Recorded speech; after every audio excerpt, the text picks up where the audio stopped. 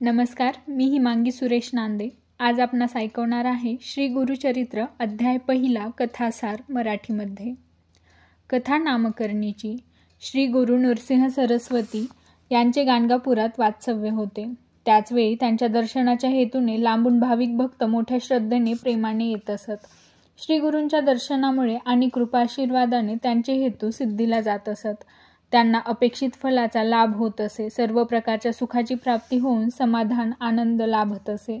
दुःखाचा नाश, संकट निरसन, दैन्य संकट परिहार अशा अनेक दुःखांच्या मुक्ततेसाठी भाविक श्री गुरूंच्या दर्शनासाठी येत असत। श्री दत्त स्वरूप श्री नरसिंह सरस्वतींची ख्याती नामकर्णी नावाच्या एका भक्ताच्या कानावर गेली। ती ऐकून त्याला गाणगापुरी जाऊन श्री गुरुचरणाचे दर्शन करावे असे मनापासून वाटू लागले। त्याने मनाचा निश्चय केला व श्री गुरूंच्या दर्शनाच्या हेतूने तो निघाला। तो सारखा चालत राहिला। मनामध्ये श्री गुरूंच्या दर्शनाची आर्तता लागली होती। मुखाने श्री गुरूंचे नामस्मरण करीत होता।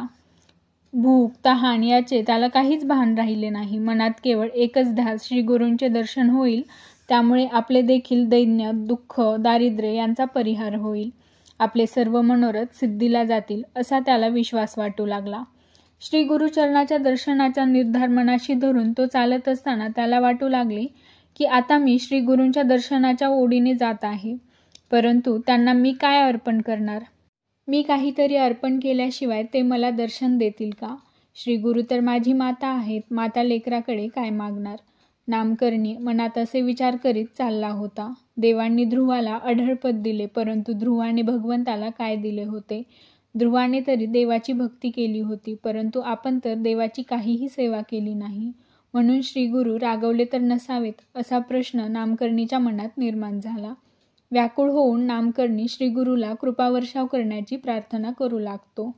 सेवा घेऊन कृपा करणे हे काही दातृत्व नाही।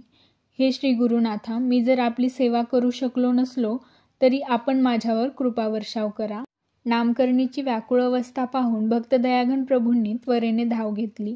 भक्तांचे इच्छित पूर्ण करण्यासाठी प्रत्यक्ष श्री गुरु गाणगापुरावरून येऊन अर्ध्या वाटेतच नामकर्णीला भेटले।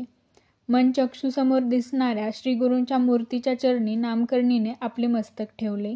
त्याच्या चरणावरील धूळ आपल्या जटेच्या केसांनी झाडली। हर्षभराने त्याच्या डोळ्यातून आनंदाश्रू वाहू लागले।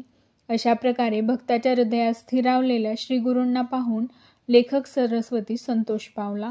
श्री गुरु दत्तात्रेयार्पणमस्तु।